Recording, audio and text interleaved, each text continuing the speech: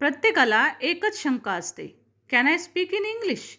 पहा, ही लहान मुलगीही तेच म्हणते, ही महिलासुद्धा तेच म्हणते आहे.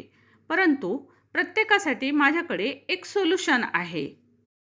ते सोल्युशन म्हणजेच आपला हा व्हिडिओ. बघा, yes, I can speak in English fluently with this video. चला तर मग सुरुवात करूया. म्हणा, हॅव हॅज.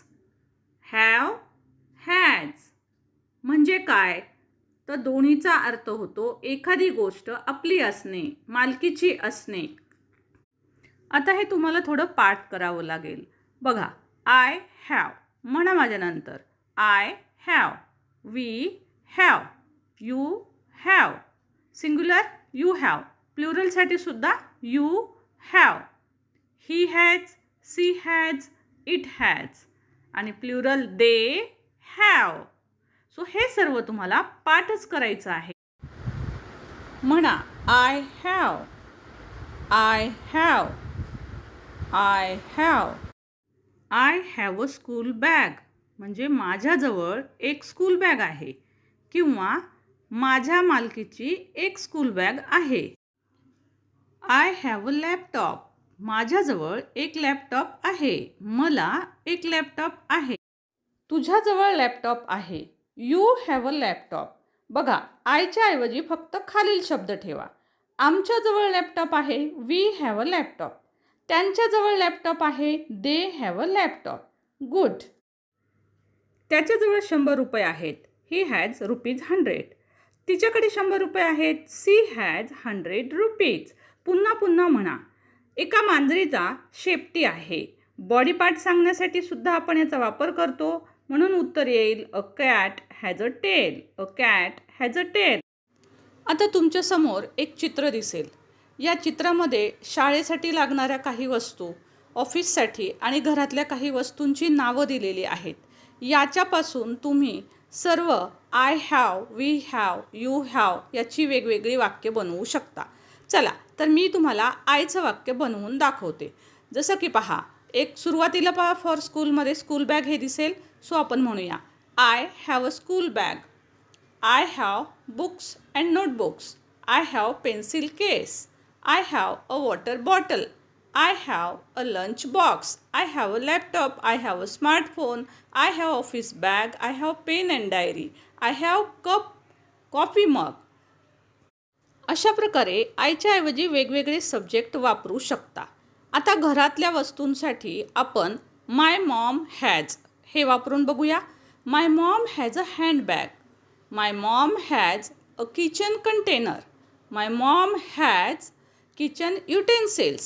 अशाच प्रकारे तुम्ही सब्जेक्ट बदलून सुद्धा वेगवेगळे वाक्य करू शकता.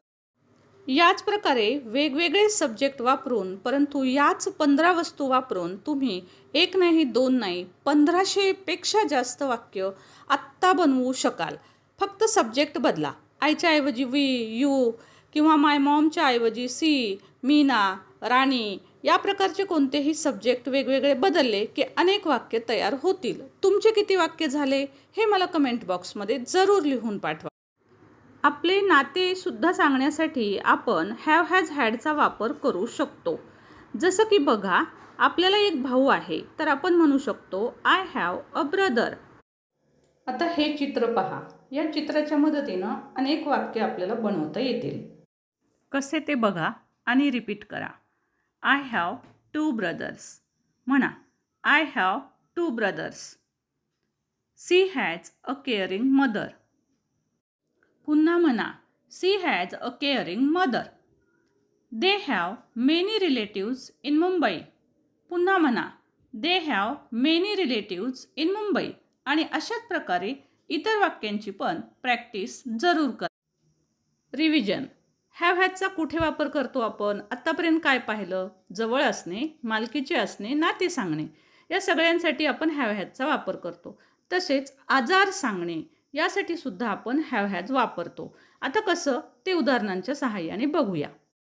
या चित्रात जे आजार झाले ते आपल्याला झाले आहेत हे सांगण्यासाठी सुद्धा आपण टू हॅव वापरतो. जसं की बघा, मला सर्दी झाली आहे तर मी म्हणेल आय हॅव कोल्ड. माझं डोकं दुखत आहे, आय हॅव हेडेक. याच पद्धतीनं आपण वेगवेगळे वाक्य वापरू शकतो.